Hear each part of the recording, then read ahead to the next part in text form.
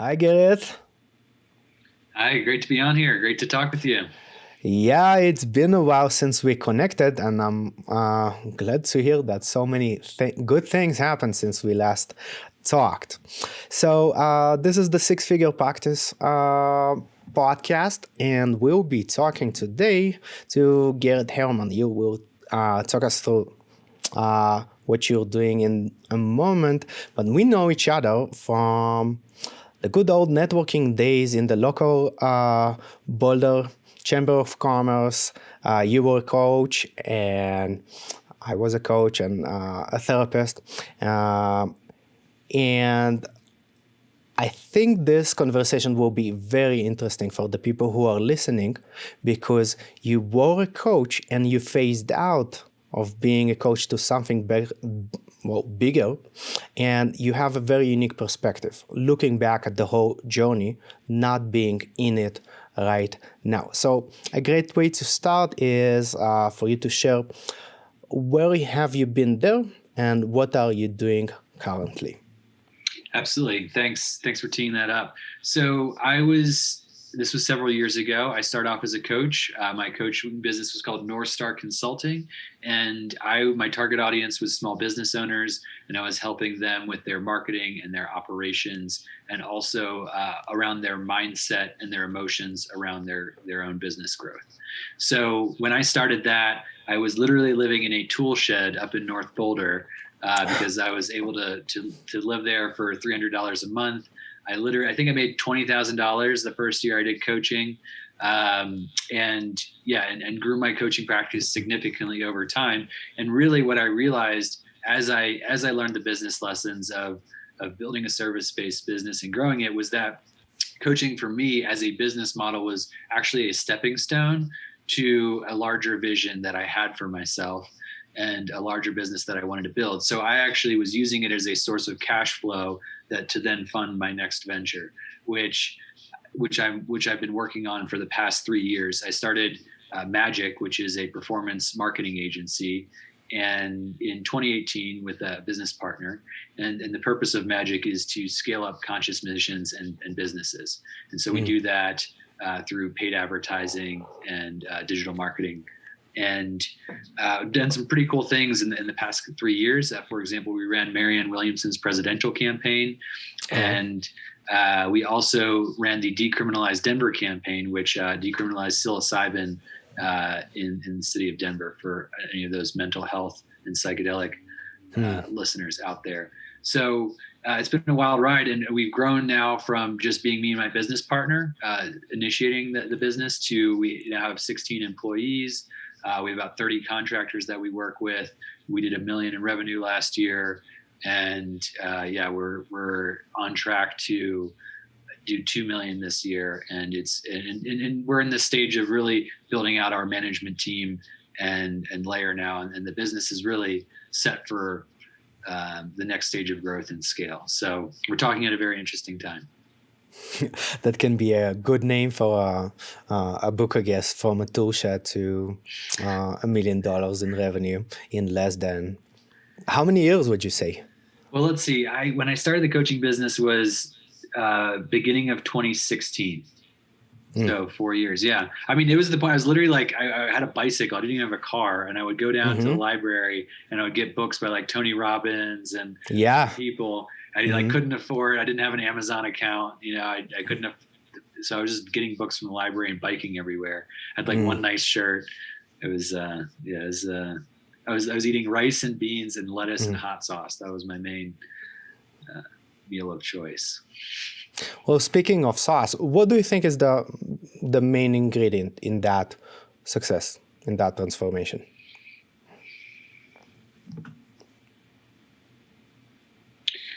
I would say that personal development is the foundation for business success. So what I did, and I was criticized for this by some of my peers, is I really focused on my mindset, my emotional intelligence. I started living my life like the person in the next stage of life would, even before I had it. The fake it till you make it. Right. Mm-hmm. Yeah. And I would, I started doing a morning routine, or I started living my life like a CEO, even though I Mm-hmm. wasn't a CEO. So even though I was a coach, I was already reading books on how CEOs operate their lives, how CEOs operate businesses, and embodying those practices. I learned about, visualization and goal setting and habit tracking and strategic planning, time blocking, task management, priority management, strategic planning, the whole 9 yards. And I started actually running my coaching business like the CEO of a large company would run their business. Now, Mm-hmm. not to say that you should take a corporate strategy for growing a small business, but those mindsets and the principles and how you would live your life. I mean, there was serious lifestyle changes I made in terms of when I went to bed. I started having a bedtime, a morning routine. I stopped drinking. I would lay out my tasks for the next day. I would have created long-term goals and short-term goals and a strategic plan to make that. I would schedule my time and block it and block time for, and I would get coaching around things that I had resistance towards. For example, marketing and sales, I hated doing as a coach. And Yeah. I literally would get so anxious. I would feel like I would throw up, like trying to talk about my services and Mm-hmm. meet prospective clients. And so I also invested in coaching in my own mindset to help me on that journey. So I would say the foundation is personal development. And that's what, Mm-hmm. because it's all about the identity, right? If you think about the iceberg model, everyone wants Yes. different outcomes, and the outcomes come from actions, but those actions come from habits, which come from behaviors, which come from beliefs. And beneath the layer of beliefs is the layer of identity and who you believe you are, and that self-image. And so I feel that the shift needs to happen internally first for those external results to become available to you. Yeah. So you focused on the mindset, really, right? The business that you're gonna build is an extension of you, right? And the way you do one thing many times is the way you do all things, right? So take care of your own growth first. We actually do that in the first model of the six-figure practice program, right? Mindset, just like let's take care of all those beliefs. At least start a journey, right? Good luck with taking care of it in a week, but definitely start asking the questions. So, Just to build on that, if I may quickly. yeah, of course. So mindset is a piece of it. And I would say that there's the mind, there's the emotional body, your physical body, and I would also call sort of your essence or your spirit.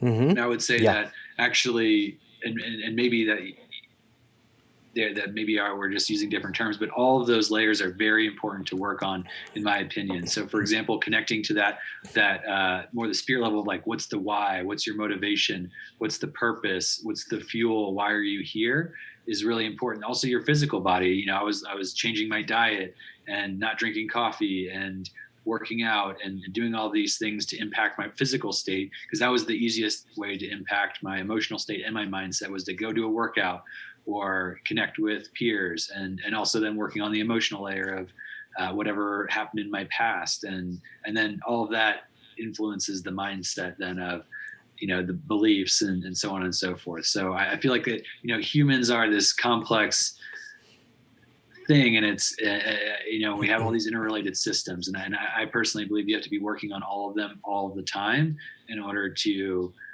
create success for yourself or live your best life, or go up Maslow's hierarchy of needs to that self actualization trajectory. Yeah, for sure. I think the people that could benefit from today's podcast mostly probably are already at some point of growth that is happening. And if you're a mental health counselor or a coach, and you're already at a point where you're maybe reaching that ceiling of being self-employed and are thinking, well, how can I grow this? Maybe remove myself a little bit as a bottleneck from this thing, so I won't need to do it all on my own, but I'll still be able to grow. I think you have a lot of good things to say about that. And also, I think you have a lot to contribute to the people that are just at the beginning. So if you go back to that first year of being a coach, and you said that it was an important jumping stone towards what you're doing today, What was most helpful in that period in terms of growing, besides mindset, in terms of strategies? Well, I would say that for me, it was all about marketing and sales. Those were the things that helped me get to the next stage because, and I feel like most people that are passionate about something naturally look at those materials. Like if you're into coaching, generally you love coaching and it's exciting and you study it and you get better at it naturally. And then there's things that are outside of your comfort zone. And I would take inventory about what are those things outside of your comfort zone. They could be different, right? Some people could be marketing, sales, operation, legal, finance are usually the different buckets that are the ingredients of a successful business.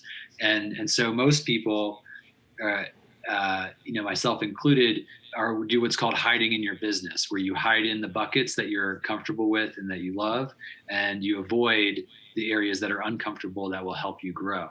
So for me, I was awesome at operations, great with finance, legal, no problem at that stage, and was awesome at service delivery. And it was really all about marketing and sales that were my main challenges. And that's where I really had to push myself to get outside my comfort zone. That's why I had to coach myself to overcome, imposter syndrome, social anxiety, fear of rejection, all the stuff that I'm sure you're familiar with. So I would say that in addition to having mentorship, I got my uncle to be my millionaire mentor. And so we set a goal. Okay, I'm going to be millionaire by the time I'm 30 years old. And so can you guide me on that journey? And so he was able to give me advice. So getting the mentorship, getting the books, trainings, investing in myself to learn about marketing and sales. And so I got a sales mentor as well to help me study sales. And I just hit the pavement really hard. So I used a very 80-20 strategy of clearly defining who's my target audience, what's my buyer persona, identifying where those people were, and then also where are groups of those people, and employed a channel marketing strategy. So with those two strategies, I just went super hard in the pain of going to events and going to places and joining groups where I knew there would already be my buyer persona or target audience. There would be groups of them, or and so that was my most direct approach of just finding those people, building relationships, and making asks.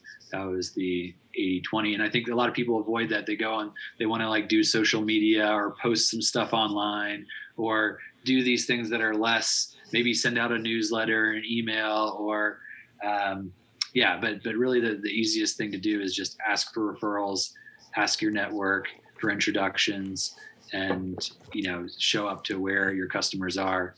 And actually one cool tip if you're at that stage is that you can actually do a 2-in-1 where you can say that you're doing market research and interview who your target audience is to learn more about them, and then publish a sort of report that solves a key problem that they have, which automatically positions you as an expert and also, sets up a potential session with the person that you did the market research with, or at the very least, you can ask them for an introduction. So that was a cool strategy that I did early on. That's wonderful. So you're saying something that I think should be pretty obvious, and yet many coaches and counselors totally miss it, which is learn more of what you don't know versus more of what you do know, right? Many coaches and counselors just get more and more trainings about helping people, right? If I'm a coach, well, I can just read more books about being a better coach. Or if I'm a counselor, I'm just going to get training after training, right? And completely avoiding the fact that they have not probably received any education in business in terms of sales and marketing, and probably have some strong aversion emotionally to even hearing those words, right? I'm sure that at least part of the people that were listening to you and just now and heard sales and marketing, well, there was some reaction right there. And the second one is finding someone that knows the road ahead. That's one. And also to keep yourself accountable. I remember when back in the day, I was very impressed with how accountability was structured into your day. You shared, I don't know if you still do that, literally every morning, talking to your partners and keeping each other accountable. Yeah, that actually evolved into a whole business called Exponential, which my brother isn't running now. But Huh. then, yeah, what we found was that, at a certain stage of personal development, it's you understand the mindset stuff, you understand the goal setting, you understand on taking action, but then the X factor is actually doing what's in your plan and executing it. So we started off so hardcore. It was like $100 for each daily habit that you missed. You had to pay to someone, or you had to do an ice bucket challenge for, dump ice water over yourself for each weekly goal you didn't hit. Or we just Mhm. call each other 3 times a day to make sure that you weren't self-sabotaging yourself. I mean, we tried everything, in order to make sure that we could actually do the thing. And it's ironic. Now I'm sort of at the point where I'm doing the opposite, where I've done that to such an extreme that I'm now sort of looking at loosening up and relaxing and letting go and trusting and surrendering. But at that stage of the Yes. game, it was about pushing through the emotional resistance and taking the action. And having social Mhm. accountability was a key component of that. And you can get that with a peer group, a coach, or a mentor or advisor. But to your point, don't do it alone. Mhm. You can waste years of your life. It's so painful for me to see a lot of coaches, because it's a very clear framework and roadmap of how to grow and scale a coaching business. You do not need to reinvent the wheel. Mhm. And I just can't recommend that people don't try to do it alone. And it's not something that, if you want to stick to your lane of coaching, then hire an expert or someone else to show you the way, because it's been done. It's not that hard, and it'll cut years off of your timeline to get that support. Well, if someone is listening and thinking or watching, yeah, and working with someone else would cost money. I can save that money if I just do it all on my own. What would your answer to that be?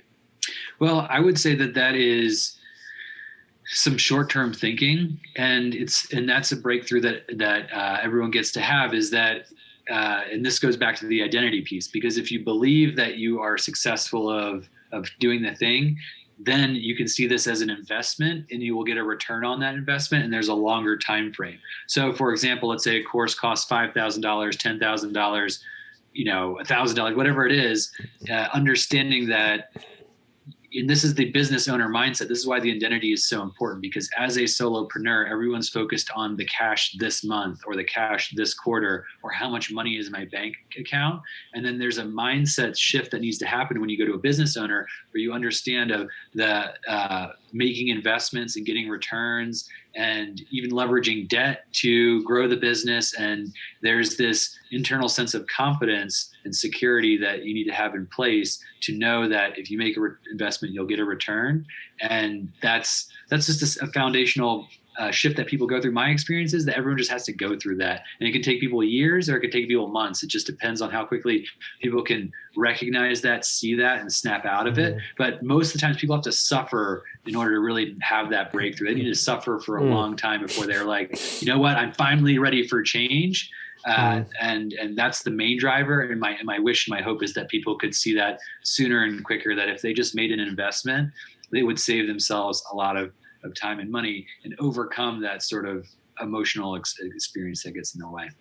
Yeah, it's interesting that you say that. I just, like an hour ago, I had a consultation with a potential client who became a client, and at the part when talking about the investment part, I started with a disclaimer. Well, I'm not the most. I'm not the cheapest coach, and it kind of unfolded into a bigger conversation about money.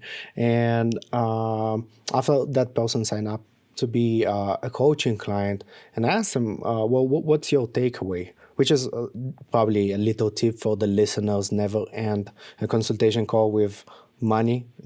A nice way to end it is just to ask for a takeaway from the conversation. And he said, well, yeah, if I want to be successful, I need to invest the money. And I totally agree. I pay my coach $2,400 a month, and yes, please take my money, because I'm buying dollars with a discount.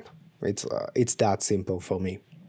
Yeah, and I think that there is business considerations to take. For example, we built our first website on Squarespace, and that was a great investment of just a little bit of time. to sort of get us to the base level where we needed to be. But then we knew the next website that we did, we need to pay someone else to do it. And so there is a time to DIY hack and just get your game to the next level. But once you're established at that level, then you always need to make an investment, go to the next one. So I'm let's not make wrong for anyone for DIYing, bootstrapping. That's a really important part of business. And then the phrase that I love is to think about what got me here isn't going to get me there. And so to really have that discernment of knowing when is bootstrapping actually getting in the way of my growth, and when is it serving me? And that's just a muscle and a skill that you get to learn over time as you go through that a lot of times, because it happens at every stage in the game. Even now, I mean, I'm thinking about making certain investments for my business that are going to cost a lot of money. And at the same time, it's the same thing. It's a new level, new devil. It's almost the same pattern repeating itself, where you just add a couple zeros to the numbers that you were worried about a couple of years ago. And it's the same thing all over again. Yeah, exactly right. So tell me, how did you gradually transition, or not gradually, from being a coach to running a marketing agency? Yeah, so my coaching business, I realized that for me, this is why, again, going back to personal development, getting clear on that vivid vision for the future, getting clear on your why, setting your goals and having them be SMART goals written out, helped me actually realize that my coaching business was a stepping stone to get me to the kind of impact in the life that I really wanted to have. And then I realized that every business is hard to start and takes a while to become successful. And so if I wanted to, so my thinking to myself was swing big early in the count. I'm 26 years old. What if instead of being too afraid to really go for the thing I wanted, what if I just went for that instead of trying to build the stepping stone? So what I did with my coaching business, I sort of leapfrogged it. And I'll share this story with you because I was also pragmatic. I wasn't just like, I'm going to trust in my inspiration and just fully put my heart and soul into something and have no financial foundation. So my leapfrog approach was, I was actually doing landscaping before I was doing coaching. So I was making $12 an hour landscaping. And then I realized I could do $100 an hour coaching at the time. I think that was like what I was charging when I first started off. So that's jump. Yeah. It's not a bad jump. So then what I did is I started, I would try to get as many coaching clients as I could so I could stop doing as much landscaping. So at a certain point, after a time, I was doing no landscaping gigs, and I just had my coaching. And then from that base, I then started working on my marketing agency with my business partner. And I actually worked on a series of different startups, but I wanted to create a scalable business and have a larger impact in society. And I also wanted to create a large amount of financial security for myself and also my parents. I have a vision for this farm that I want to recreate that I grew up that's on. funny. Me too. Farm here too. Yeah. I was born on a farm in southern Portugal, and I would like to get back to that community-oriented, nature-connected lifestyle. And so I said, okay, if I want to achieve that goal, I need to have financial resource in order to make that happen. And also I want to create that financial resource in a way that's in alignment with my values and my vision for making the world a better place. So coaching business was then cash flow gig while I was working on scalable startups. And I went through about 2 or 3 that I failed at before building magic. So that was then my model for what I call leapfrogging, where you get your financial foundation set so that you can think and play big without being in fight or flight, bottom of Maslow's hierarchy, scarcity mode. Yeah, I think one of the most dangerous biases that we have is the all or nothing approach, or the either or. It's either I'm going to devote myself to this one thing, right, and completely abandon my day job, or I just need to stay at my day job, for example. Well, no, you can actually grow your passion project while you still have your cash project, right? Until that one becomes both. It's a great approach. Same with DIY, by the way. You can do it yourself completely, right? Or you can do it done for you completely, or you can do it done with you, which I think something that you mentioned, right, with your uncle, was it, that mentored you? He didn't do the work for you, but he showed you where to go, right? Pointed you in the right direction. So I think there's a sweet spot, right? Yeah, you can build your website, but why not have someone tell you, well, how to write the text so that the website would be actually doing what it's supposed to do, to have people call you, right? Or build the website yourself, but for example, in our program, we have a lesson called How to Build a Website in 17 Minutes, right? So just follow the steps and you have a website done in 17 minutes. Done. Faster than any other counselor or mental health therapist out there. So what would be your advice to coaches or therapists who reach the point where they're full, right? They have more than enough clients. They're already turning people away. And they still want to grow, right? They're just maxed out in terms of their capacity and time. What could be maybe the biggest obstacle to their growth? And what could be the next most logical step for them? Well, based on how you responded to my previous answer, my generic answer would be mindset and that identity shift of going from to really an entrepreneurial or business owner and operator mindset. But if people are already well versed in the inner game, then I would answer more tactically and say that if you already are really good at understanding that sort of identity shift that needs to happen to go from being fully maxed out to managing and running a business, and you get the inner game piece of that, I would say tactically, there's going to be two sides of the business. There's going to be service delivery, and there's going to be sort of marketing and sales. And in the middle is operations, HR, legal, and finance are the sort of the in-between that hold those two together. But the two things to focus on are creating a methodology for your practice, right? So whatever you do, creating a 5-step process, 10-step process, the unique methodology that you have, and creating SOPs or standard operating procedures so that anyone, a highly skilled coach or whatever, can use that methodology so that it's scalable, repeatable, and trainable, so that you can always be confident that you're going to be able to onboard new talent and have them deliver service at quality. And then at the same time, over on the other side, you also need to be have a systematic process for generating new leads, nurturing those leads, and converting those leads into sales. And that's what I would say would be the foundation. And you're always going to be stressed because you're always going to either have too many clients and not enough talent, or you're going to have too much talent and not enough clients. And both of those are a painful position to be in, and welcome to the rest of your life. Yeah. Be careful for what you wish for, right? Yeah, exactly. So one thing that you're saying, team, that's unavoidable if you want to keep on growing, right? Without burning out completely, right? It's not about... I think Dan Kennedy said it in a very nice way. He said, at least in North America, it's not that big of a deal to create a successful business, right?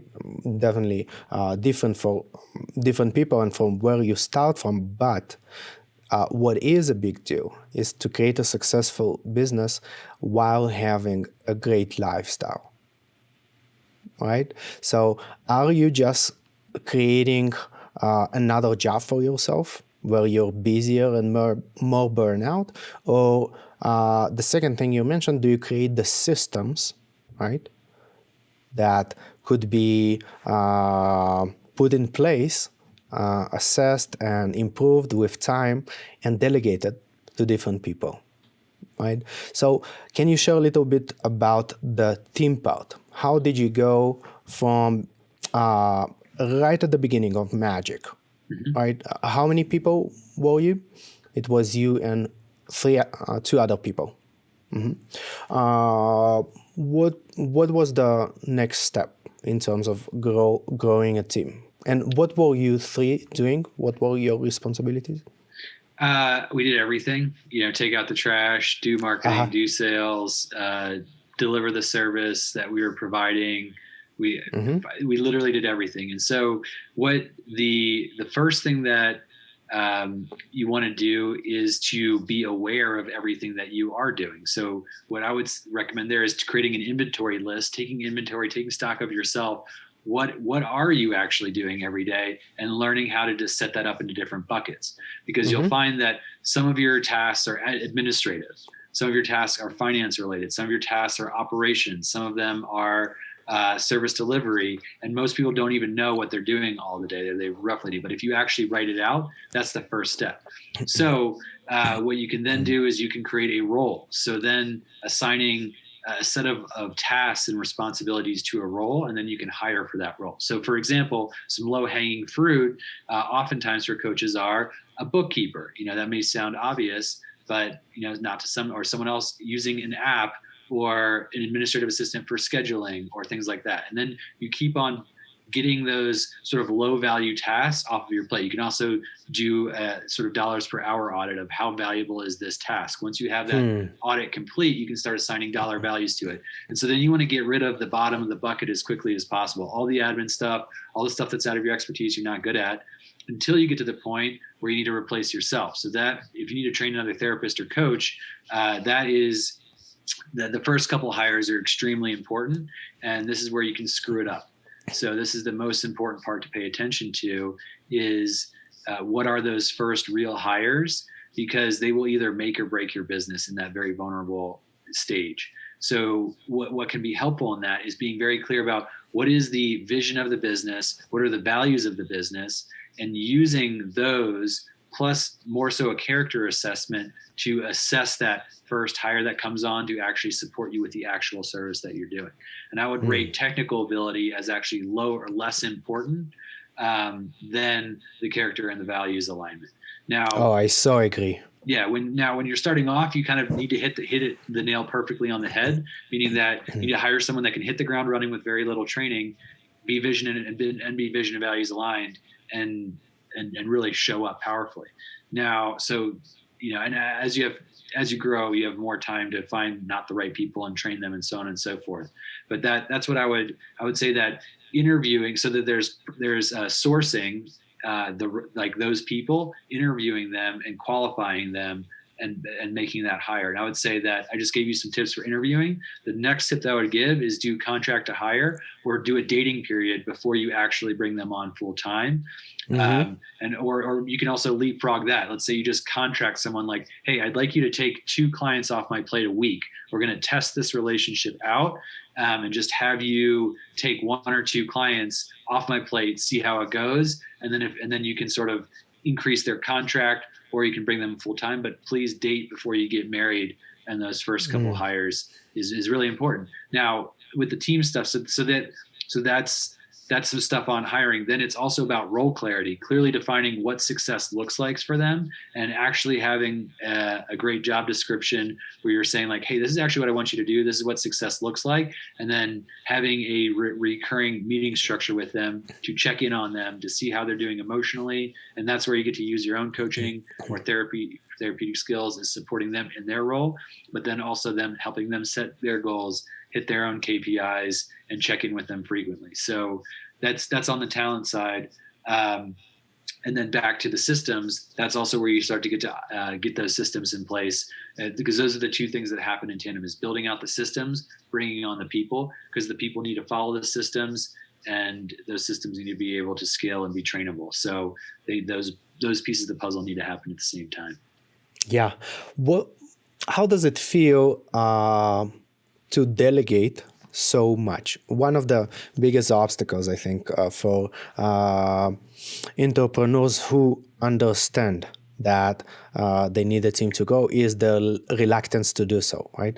It's either I'm the only one who can do a good job at it, right? Or it's like a lack of trust, or thinking that it would be more complicated to explain how to do something than actually doing it yourself.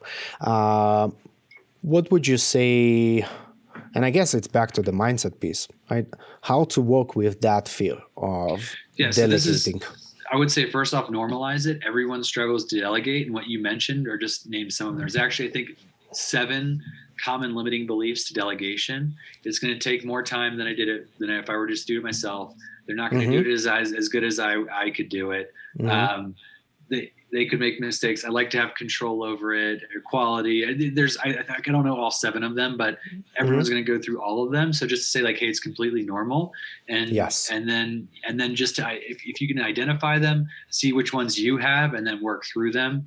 That will enable you to effectively delegate. And to effectively delegate means to clearly define the desired outcome. If you want people to use a red pen, you got to tell them to use the red pen, so it sounds simple, but clearly define the outcome, provide them with the tools, training, and resources to succeed. Then there's an important piece of stepping away and actually letting them do the thing, potentially even make a mistake and have to learn from it, and then follow up with them and make sure they are learning and growing and improving. And that's part of growing up as a business leader. Is you have to realize that you're going to hire people and they're going to screw things up, and you're going to be responsible for them, and you're going to have to deal with a client that's upset. And that's part of being a business owner, and leaning into that and accepting that. Yeah, it's like if you have a people pleaser that needs to make sure that everyone's going to be happy all of the time, you got some inner work to do, because not all your clients are going to be happy all the time. Neither are your employees, and that's part of being a human, is dealing with the interpersonal stuff that comes up around business. Nicely said. So how does life look like right now? You have more moving pieces together. How many hours a week do you work? I'm curious. That's a great question. I usually work from around 8 a.m. or 9 a.m. to about 5 p.m. or 6 p.m. Monday through Friday. So I don't know how many hours that is. Math is not good with business. Business people and math, I would say that's like probably on average 10 hours a day. So 50 hours a week. Yeah. And what are the parts that you enjoy the most?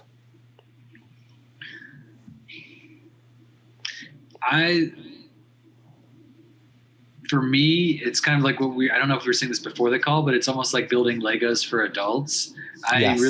For me, it's actually, and this will be different for everyone. So just because this is it for me doesn't mean my business partner is so different than I, and he loves different things. But for me, it's sort of the strategy and the creativity of creating the direction for the business and understanding where we needed to go next. I will literally go on walks in nature. I will do meditations, and I will get intuitive hits around what are the next things I need to do with the business. And I love that creative experience of just being in creation, of contemplating something, having an insight, and then being able to take massive action on that, because it's not just me, but I'm taking leveraged action through my team. That's exhilarating and thrilling. And that's a big piece of it, just that joy and experience of creation, of coming out of inspiration into action. And then I also, I love working with people, helping them grow, mentor, and train everyone on my team, helping them in their personal lives, helping them in their professional lives. Just seeing people grow and transform is really rewarding for me. And I would say those are the top 2 things that I enjoy. And then I will nerd out on things like, for example, I love building systems and processes. And so I will, if I have a new problem to solve, I love to architect a new workflow or how it's going to work, and then work with the team to implement and execute. Yeah. You're looking to the side because you have a whiteboard there?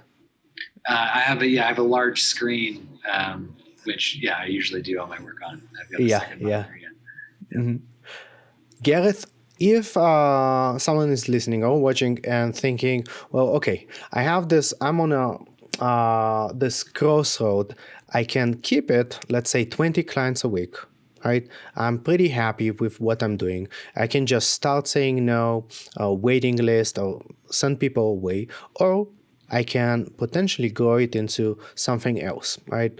Either do one-to-many or for groups, right? Reduce the one-to-ones, or hire other coaches or counselors. What would you say are the questions they need to ask themselves, right? To decide if this is the right thing for them? Yeah, so I love Tony Robbins actually addressed this. He says create your life plan before you create your business plan. Huh. So what in the corporate world you have what's called the golden handcuffs, where you go to Yep. college and you graduate and you get this job and then you have the beautiful girlfriend or boyfriend and you get the dogs and you get a house and then you need to make more money and then next thing you know 20 years later you have a midlife crisis because you did all this stuff to have the money to afford the lifestyle, but then you realize that your job is your main lifestyle and you hate it. Mm. So the same thing Yes. that can happen with your own business, which is building yourself into a business model that traps you. And that's the entrepreneurial handcuffs, which is if you're not Mm. cognizant of how business models works and the impacts they have on your lifestyle, you can build yourself a job that you hate, even though it's like scaling or growing or making a lot of revenue or is societally successful. It can make you miserable. So what I would encourage people to do is to do a wheel of life assessment and look at, health, relationships, spirituality, business, finance, everything that's in the wheel of life and assess like where you are and what you want it to be and what you want it to look like. And then Mm-hmm. also to look 3, 5, 10 years down in the future, what do you want your lifestyle to be like? And once you have that vision, go back and look at your current business model and use that to make a decision about how do I chart the course from here? Because you will most certainly have to work a lot more if you try to create a scalable business for a number of years before it can get to the point where you can sort of Mm-hmm. replace yourself out of all of those roles and so on and so forth. So yeah, it's a lot of work to really go down the business builder path. And it could be really nice to just stay as a coach or a therapist where, yeah, you get your waiting list, you become much more selective, you can charge more money and you can have a much better lifestyle and make a lot of money and do the thing you love. Or, you can be into, yeah, having a larger impact and providing an income for others and having more of your services be available at scale. Like you said, the one-to-many online courses, workshops, train the trainer, hiring other people to do it for you. There's all these ways that you can have a more leveraged impact, but it's a very different lifestyle, mindset, and journey that you go on as a result. Mm-hmm. So it really depends on what are you optimizing for? What do you want your lifestyle to look like? And then choosing the right business model for your lifestyle and vision. Yeah, I love that. And sometimes I think there is resistance to change because of the grief that comes up with taking a new path, right? It's like letting go of the old path. And in your journey, it looks like there is a distinctive chapter of coaching and then the other part, which is running a marketing agency, but you're still doing coaching today. Absolutely. I mean, that's the number one skill that I'm trying to impart on my own managers now is how to coach. Because at the end of the day, our business it's a service-based business, and we have clients and we have our employees, and it's all people. And actually, I'm even trying to train my account managers on how to deal with clients, because everything that comes up in a client-customer relationship is all the stuff we all deal with relationships. There's like emotional manipulation. There's not clean communication. There's guilt, shame, blame, all the things that come up, and you create all these nasty dynamics. So whether it's conflict with another teammate or a client or whatever, everyone's always going through something or on their own personal edge in their own role of taking on too much work because they have low self-worth, or having something to prove, or they're a people pleaser, or all that stuff that gets in people's way. That's exactly all businesses, that stuff coming up all the time. Yeah. So yeah, I totally agree, and that's how next journeys happen, right? When you go to next level, you take with you all your skills from the previous games you played, right? The next game would definitely include all of those, right? So in a way, nothing ever ends. That's how I see it. Well, it can sound like a cliche, but that's how I feel. Gareth, it's been such a pleasure talking to you. I know that, you're such an expert on marketing. Maybe there's some way that the listeners or the people who watch can get some of that expertise. We talked before that probably your services would be too costly for therapists and coaches. And you mentioned you have a product that can show them how to do that on their own. Yeah. If we go back to this piece of the conversation, once you start having more talent or more capacity to serve, then you suddenly need a scalable and repeatable way to get more customers if you want to grow, right? Because you can't just rely on referrals. That should be the foundations of growing your business. But at some point, you want to have control over how many more leads come in and how much more sales come in. That's when people usually step out of there's two options for that. Usually people go with outbound sales, or they'll do marketing, essentially. So and we could go into a whole sort of strategy for how to do that for, or how a coach would do that, either in terms of inbound marketing and outbound marketing and the different strategies there. And we could unpack that a little bit more. But with what you're referring to is we have my business Magic has a program called the Digital Marketing Accelerator, in which we teach people how to build their first Facebook funnel to get new leads and customers with inspiration and purpose, and using marketing that's ethical and vision and values aligned all along the way, from the copy to the targeting, and so that you can feel good about your marketing. As opposed to feeling it's this, slimy, nasty thing that you're trying to do. So it's an A to Z process. Essentially, if you can't afford to hire us an agency, most of us, our clients are paying us around $20,000 a month and are spending about $100,000 a month in ads. In order, that's sort of the scale that we're playing at.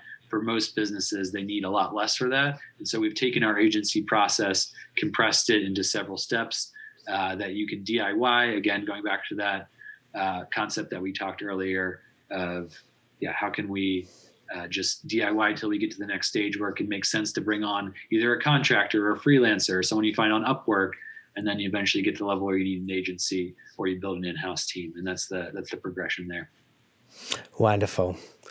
Gareth, wish you all the best. This has been fun. I'm excited to hear what's next. Where would you like to be 3 years from now? What do you imagine? Yeah, so Magic is sort of at the scale now where we've entered the marketplace and entered a beachhead as a niche in terms of performance marketing and paid advertising. And so there's a couple opportunities for expansion for us. And one is to continue to expand our services to be a go-to source for people. So that would mean adding on additional channels of marketing, different kinds of marketing, maybe even going into branding, creatives, video production, or into web development, and sort of what's the entire digital package, and becoming a full service agency, still serving the same existing clients. And the other thing is innovating on another piece is innovating on who we serve. As I mentioned, I think before we started talking, or as we did, is that we're really passionate about elevating human consciousness. We see that plant medicines are a big way to do that. And so becoming more involved, and we're sort of known in that industry as having the most marketing expertise in how to market plant medicines and psychedelics services and products. So that's a vertical that we're going to continue to grow into. And on the other side, also reaching more into the corporate space, working with CSR, corporate social responsibility, essentially to work on sustainability and social impact campaigns for larger companies. And that's something that I would like to see us do in the next 3 years. And that's more of the reach. The other two pieces of the strategy that I mentioned are already happening, if you will. Whew, exciting. Thank you so much, Gareth. Thank you. It's been a pleasure.